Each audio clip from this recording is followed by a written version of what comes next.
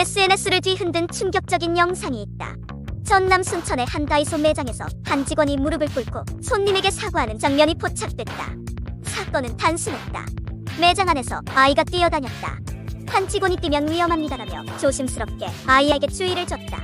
아이의 안전과 매장 내 질서를 위한 최소한의 안내였다. 하지만 아이의 엄마는 화를 냈다.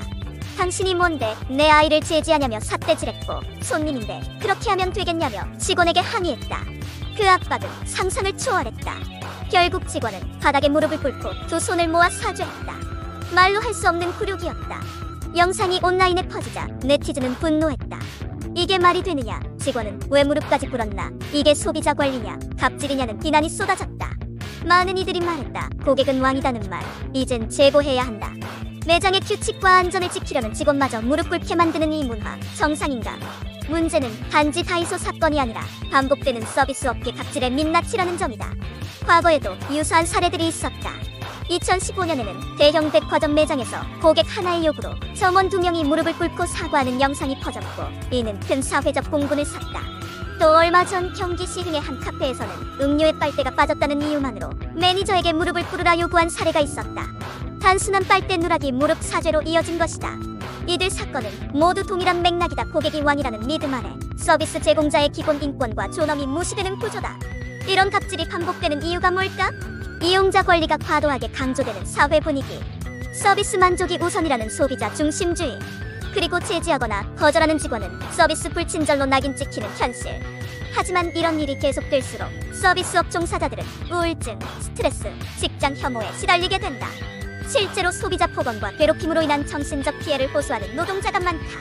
게다가 이런 일이 반복된다면 단순한 매장 서비스가 아니라 노동자 인권과 직장 내 존엄성이 무너지는 사회적 문제다. 여기선 내가 고객이지만 다른 곳에선 언제든 내가 직원이 될 수 있음을 잊지 말아야 한다. 또한 그 직원들 역시 누군가의 소중한 가족이고, 내 가족이 어디선가 그런 대우를 받게 될 수 있음을 잊지 말아야 할 것이다. 최근 하체 운동에서 다리가 아파 집에 데려다 달라며 119에 신고한 남성의 사연이 공개되며 공분이 일었다. 사건은 한 남성이 운동 후 다리가 아프다며 택시를 탈 수 없으니 119 구급차로 집까지 데려다 달라고 요청하면서 시작됐다. 현직 소방관이라고 밝힌 한 네티즌은 신고자가 응급실 이송은 가능하지만 집 이송은 불가하다는 안내를 했으나 남성은 끝내 거부 사유를 납득하지 못했다 전했다. 결국 119는 출동을 거부했고, 신고자는 이후 불친절을 이유로 관등 성명까지 요구하며 항의했다. 며칠 뒤에는 국민신문고에 민원을 제기했다는 후문도 나왔다. 119 측은 구급차는 응급 환자의 생명 보호를 위해 존재한다며 단순 운동 후 통증이나 이송 요청은 출동 대상이 아니라고 재차 강조했다. 해외는 이런 경우 일부 국가에서는 비응급 상황에 구급차를 부르는 것을 응급 서비스 남용으로 보고, 허위 신고나 경미한 목적의 사용은 과태료 또는 처벌 대상이 된다는 주장이 자주 나온다. 실제로 영국은 구급대원 등 응급 구조 인력을 부당하게 방해하거나 응급 출동을 방해하는 행위를 범죄로 규정하며 처벌을 규정하고 있다.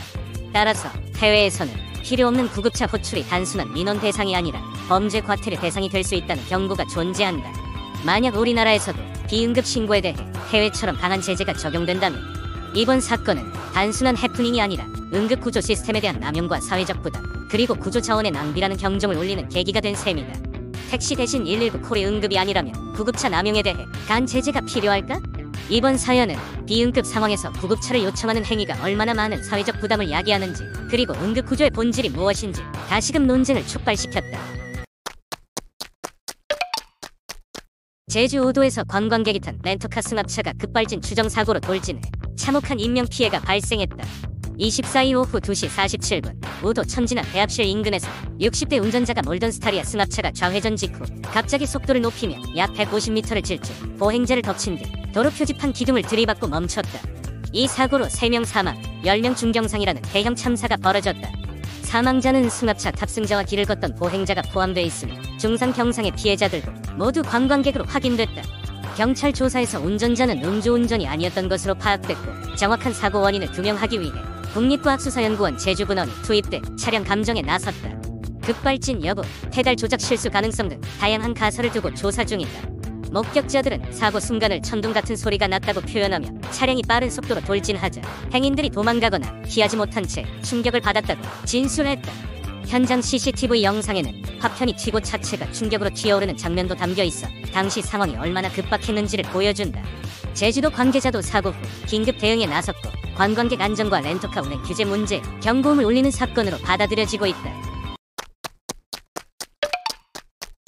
한국을 대표하는 관광지 한라산, 중국인 관광객 충격의 대변 테러 사건 믿을 수 없는 실화다. 지난 9월 30일 성판 앞 코스 하산길 한 등산객이 올린 글 하나가 화제였다.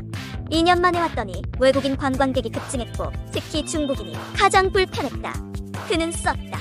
그 충격적인 장면은 바로 그 아래에서 펼쳐졌다. 바로 길 옆 하단에 6에서 7살가량의 아이가 바지를 내린 채 쪼그리고 있는 모습이 목격됐다. 아이 옆에는 여성 보호자가 있었고 휴지로 엉덩이만 닦았을 뿐 대변은 그대로 둔 채 자리를 떠났다. 이 목격자는 사진까지 찍어 게시판에 올리며 분노를 터뜨렸다. 이에 한라산 국립공원 관리소는 즉각 대응에 나섰다. 각 탐방로마다 중국어 안내판을 세우고 순찰을 강화하겠다고 밝혔다. 하지만 이 사건은 단발성이 아니었다. 11월 10일에는 경복궁 돌담 아래에서도 중국인 관광객이 대변을 보는 영상이 SNS에 퍼지며 또 한 번 여론의 도마 위에 올랐다. 제주에서는 육모리 해안에서도 유사한 사건이 신고된 바 있다. 자연과 문화재, 관광객들의 공공장소에서 기본 예절이 무너지고 있는 것인가? 이 문제를 어떻게 해결해야 할 것인가? 서울 지하주차장에서 믿을 수 없는 사고가 터졌다. 경사로에 정차했던 한 차가 갑자기 후진 기어와 브락스를 밟더니 뒤에 있던 차 위로 그대로 올라탄 것이다.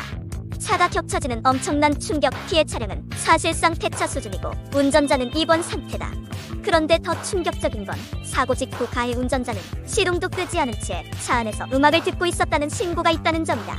정말 어떻게 이런 태도로 사고 처리를 하는 거냐는 비난이 온라인에서 쏟아졌다. 네티즌들은 분노했다. 경사로에서 기어를 후진으로 넣는 건 말이 되냐? 면허 반납하라. 사고 나고도 시동 끄지도 않고 음악 들었다고. 사람 죽일 뻔했는데 사과는 보험 처리로만 끝낼 생각인가?